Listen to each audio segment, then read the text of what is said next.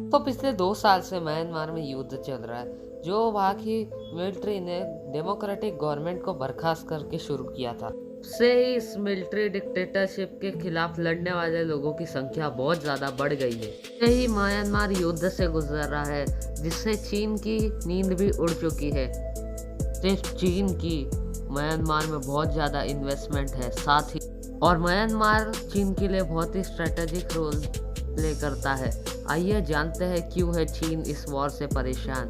आगे बढ़ने से पहले चैनल को सब्सक्राइब करें और वीडियो को लाइक करें। तो आइए जान लेते हैं म्यांमार चीन के लिए इतना ज़रूरी क्यों है। म्यांमार चीन के लिए इसलिए इतना ज़रूरी है क्योंकि म्यांमार जगह देता है चीन को घुसने की इंडियन ओशन में। यही एक लौता रास्ता है जिससे चीन अपना 90% क्रूड ऑयल इंपोर्ट करता है। चीन के पास अपना कोई ऑयल नहीं है, इसलिए उसे सारा ऑयल इंपोर्ट करना पड़ता है। इसलिए उसे स्ट्रेट ऑफ मलक्का के रास्ते से गुजरना पड़ता है, जो बे ऑफ बंगाल और इंडिया के पास। और यहाँ इंडिया और अमेरिका का बहुत ज़्यादा इन्फ्लुएंस है, इसलिए चाइना परेशान रहता है। अगर कभी कोई कॉन्फ्लिक्ट हो जाए चाइना, इंडिया और अमेरिका के बीच में, तो हम इस पॉइंट को ब्लॉक कर सकते हैं और चाइना का 90% ट्रेड बंद कर सकते हैं। उससे चाइना की इकोनॉमी क्रैश। इससे बचने के लिए चाइना बना रहा है अपना डीप सी पोर्ट म्यांमार में। यही चाइना की स्ट्रेटजी है, जिससे चाइना अपना क्रूड ऑयल इंपोर्ट करेगा और बाकी खर्चों से बचेगा। इस प्रोजेक्ट में $230 बिलियन का खर्चा हो। इसी वजह से उस रास्ते पर चाइना अपना बेल्ट और रोड प्रोजेक्ट डेवलप कर रहा है। दूसरी वजह है चाइना और म्यांमार के रिश्ते, वो है म्यांमार के रिच मिनरल्स। दुनिया के 12% रिच मेटल्स आते हैं म्यांमार से। म्यांमार की इकोनॉमी, इसी से मार्केट में मिलने वाले इलेक्ट्रॉनिक्स और साथ ही साथ बड़ी बड़ी मिसाइलें बनती है। चाइना मैन्युफैक्चरिंग हब है और वो अभी तक का सबसे बड़ा जेम्स का माइनर और रिफाइनर है। रेयर स्टोन्स के लिए बहुत ज़्यादा मशहूर है और इसी से चाइना की इकोनॉमी और मिलिट्री में पावर आती है।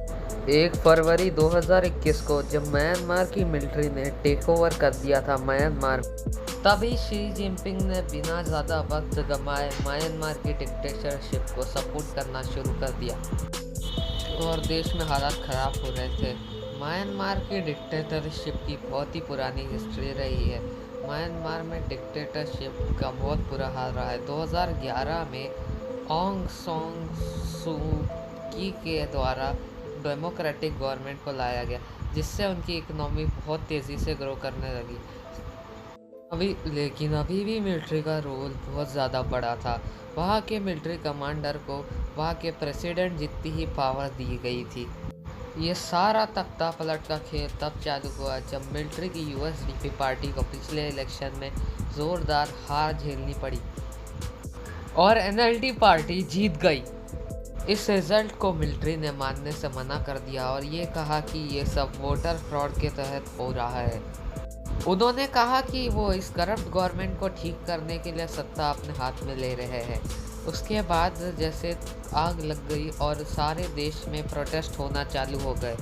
माहौल को देखते हुए वहाँ की गवर्नमेंट ने सारे सोशल मीडिया एप्लीकेशन और सारे इंटरनेट एप्लीकेशन और कनेक्शंस को वहाँ की जनता के लिए बैन कर दिया और साथ ही उन्होंने देश में मार्शल लॉ लगा दिया। सब जगह अपनी मिलिट्री तैनात कर दी। बाहर के लगभग सभी देशों ने ऐसी हालत में म्यांमार पर सैंक्शन लगा दिए। जब शांति भरे प्रोटेस्ट से कुछ नहीं हो पाया तो म्यांमार के लोगों ने अपनी independence army of rebel group को तैयार किया और नॉर्दर्न म्यांमार में कब्जा कर लिया। नॉर्दर्न म्यांमार के हिस्से में नेशनल लिबरेशन आर्मी को तैयार करके 10 से भी ज़्यादा सोल्जर्स को मौत के घाट उतार दिया। लोग अपने घर पे हथियार बना रहे थे और सप्लाई कर रहे थे। म्यांमार में एक्टिव 4 लाख सोल्जर है, जो साउथ ईस्ट एशिया की तीसरी सबसे बड़ी आर्मी है, पर उसमें से सिर्फ 1 लाख सोल्जर ही अपना काम ढंग से कर सकते हैं। वहाँ के जो सोल्जर्स हैं वो ज़्यादातर है बच्चे ही हैं। वहाँ की एनएलडी पार्टी के लोगों ने इंसाफ पाने के लिए पीपल्स डिफेंस फोर्स यानी पीडीएफ की स्थापना की और एक युद्ध स्टार्ट हो गया।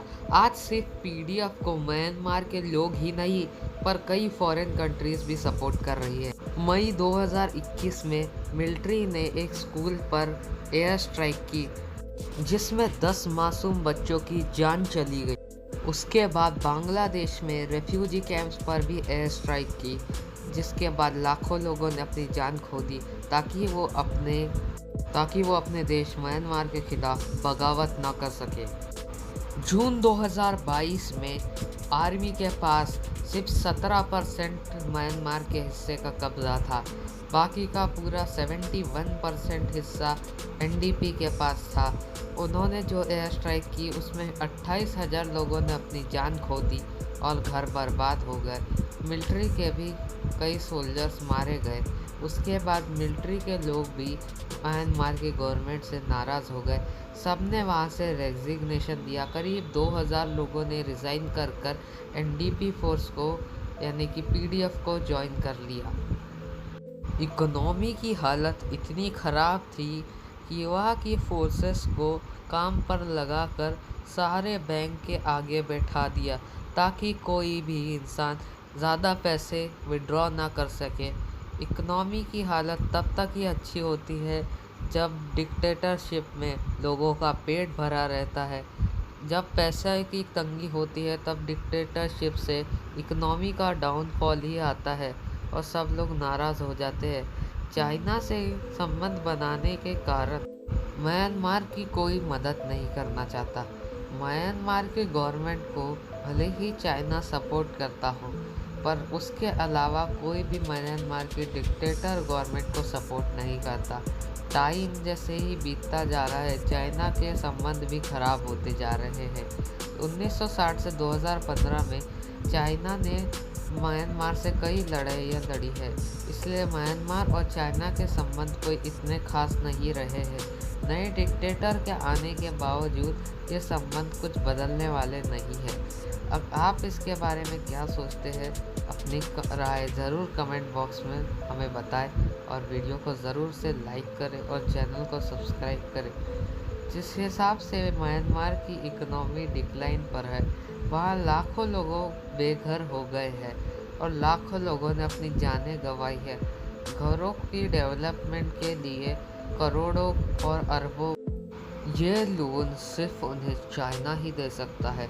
चाइना अपने बेल्ट एंड रोड प्रोजेक्ट के लिए कुछ भी कर सकता है और चाइना इस प्रोजेक्ट के द्वारा म्यांमार आर्मी को भड़का सकता है भारत के खिलाफ, जिससे हमारे देश का बहुत नुकसान हो सकता है। चाइना सीधे म्यांमार के बॉर्डर्स के थ्रू इंडिया पर हमला कर सकता है।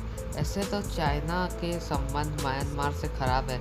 म्यांमार और इंडिया के संबंध बहुत अच्छे हैं, पर पैसे की ताकत के कारण म्यांमार इंडिया से संबंध खराब कर सकता है। इस लोन के कारण म्यांमार इंडिया पे अटैक करने के लिए चाइना को अपनी जगह दे सकता है, क्योंकि वे बे ऑफ बंगाल से डायरेक्टली कनेक्टेड है। भारत को इसका बहुत बड़ा खतरा है। अगर आपको वीडियो पसंद आया तो वीडियो को लाइक कीजिए और चैनल को सब्सक्राइब कीजिए और अपनी राय कमेंट में